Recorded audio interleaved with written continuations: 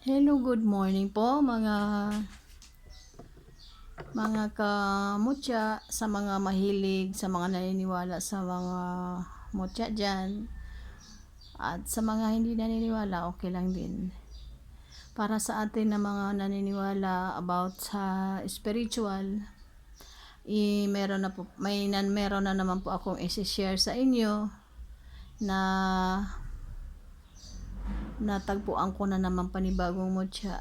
Mahilig talaga ako mag-collect ng mga samot-saring mutya na bigay ng ating kalikasan. So, ito na naman po. Nakakuha na naman po ako ng mutya ng Santo Ara.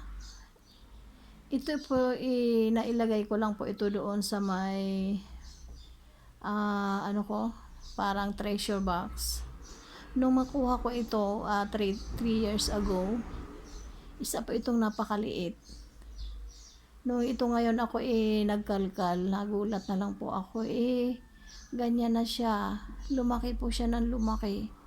So, ako na may natuwa. Sabi ko, sa sarili ko, buhay pala itong bato na ito.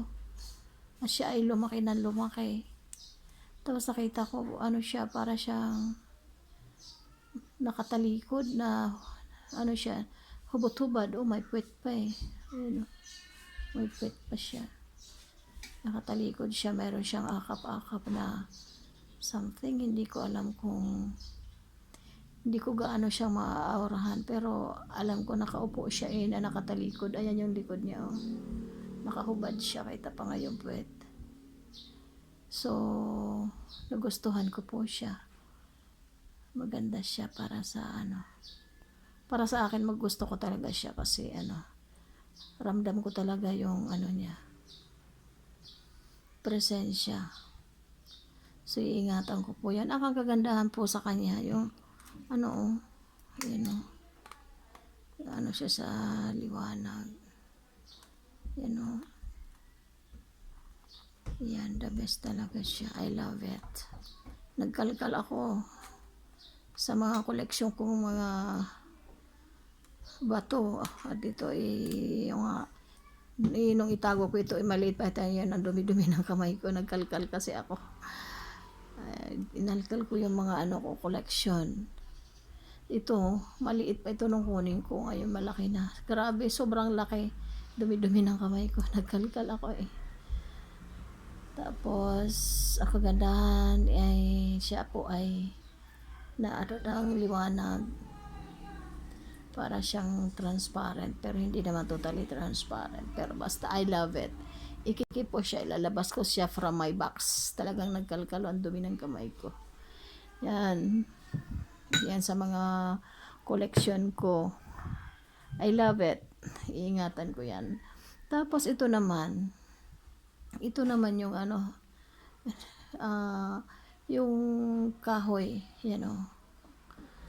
Kahoy siya na naging bato.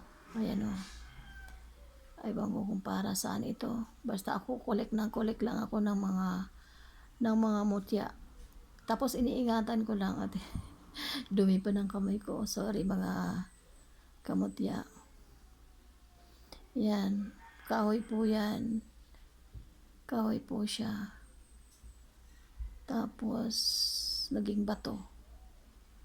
Naging bato na po siya. Ang ganda ng forma niya. Aywan ko kung pag gano'n ang forma. Parang gano'n pa naglilano. Malabo siya pag ginaganon.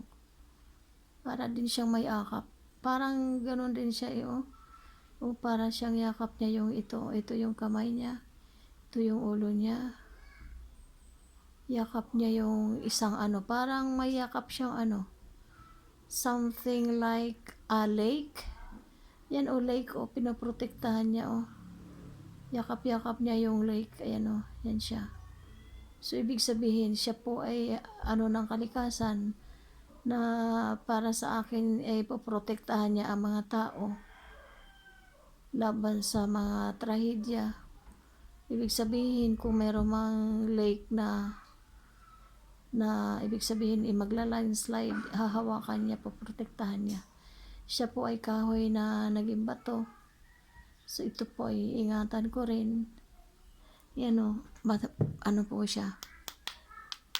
Yan. Yan, naging bato po yan. Maganda siya. I love it talaga. Ang kagandahan niya, ito. Oh, ang ano, kaya nga, adabas talaga. Sorry, madumi yung kamay ko kasi nagkalkal ako doon sa ano ko, maleta na punong-puno ng mga mutya. Dami ko kasi mga iniingatan kasi mahilig kasi ako mag-collect. So pag once nakapunta ako sa isang lugar, hindi po pwedeng hindi ako maghanap ng something mga mutya. Pero natayo siyang ganyan. Ang ano lang, kagandahan, basta yan ang tingin ko. May hawak-hawak siyang leg. Yung tao na yan, hawak niya yun. Akap-akap niya. So, ibig sabihin, ililigtas niya ang sangkatauhan. Ang kagandahan sa kanya ay yung kahoy na naging bato. Siya po ay nalutang sa tubig. You know, lutang po siya. Kahoy na naging bato na nalutang po siya. Kaya iingatan ko rin po yan kasi hindi ko naman alam kung anong purpose kung bakit nakuha ko siya. Basta I love it. Salamat po sa mga nanood sa aking vlog ngayong araw. Thank you po at pagpalain po tayo ng po may kapal.